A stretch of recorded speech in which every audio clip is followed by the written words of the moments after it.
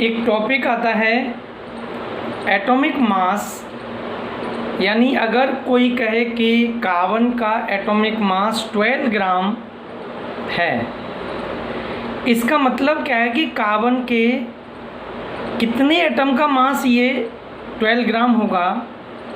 तो डेफिनेशन रहती है एटॉमिक मास की कि the mass of 1 mole atoms, 1 मोल का मतलब होता था, आप जानते हैं Na पार्टिकल होंगे, यानी जो Na पार्टिकल का जो मास होगा उसी को क्या कहेंगे आप यहाँ पर एटॉमिक मास। तो 1 मोल का यानी Na एटम्स का जो मास है वो एटॉमिक मास कहला रहा है। तो बताइए 1 एटम के मास के लिए हम क्या करेंगे, तो Na से डिवाइड करेंगे। यानी आप कह सकते हैं यहाँ पर for any atoms of an element, एक एलिमेंट के any एटम्स के लिए एटॉमिक वेट की वैल्यू, यहाँ पर जो भी होगा एटॉमिक वेट ग्राम में होगा, और जब भी आपको पता हो एटॉमिक मास की जो यूनिट होती है वो ग्राम पर मोल होगी। अब हमें पता है कि अगर यहाँ पर Na एटम्स का मास आपको एटॉमिक वेट दे दिया है, तो आप यहाँ से for one atom of an element, तो आप क्या बोलेंगे यहाँ पर atomic weight divide by Na इन ग्राम। हमें पता है ग्राम अपॉन Na जो वैल्यू होती है वो AMU रहता है, यानी आप कह सकते हैं यहाँ से 1 AMU equals to 1 upon Na gram होता है।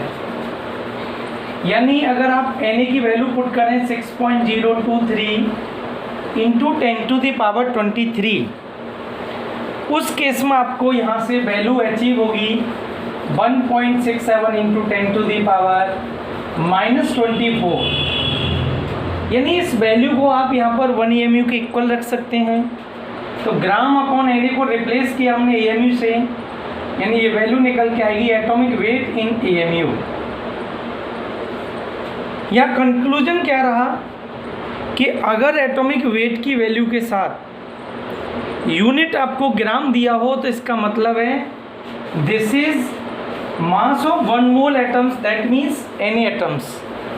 और अगर एटॉमिक मास की वैल्यू के साथ यूनिट अगर AMU दिया हो तब उस केस में आप बोलेंगे it is the mass of single atom. Na atoms का जो मास होता है उसे बोलते हैं हम एटॉमिक मास इन ग्राम, और सिंगल एटम का जो मास होता है उसे बोलते हैं हम एक्चुअल मास।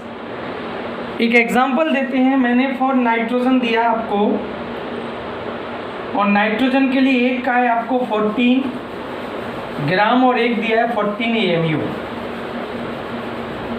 अगर ग्राम दिया है इसका मतलब क्या हुआ, it is the mass of 1 mole atoms, that means Na atoms, और 14 AMU है, that means it is the mass of single atom. इस तरीके से आप ग्राम और AMU का मीनिंग यानी डिफरेंस आप डिटरमाइन कर सकते हैं।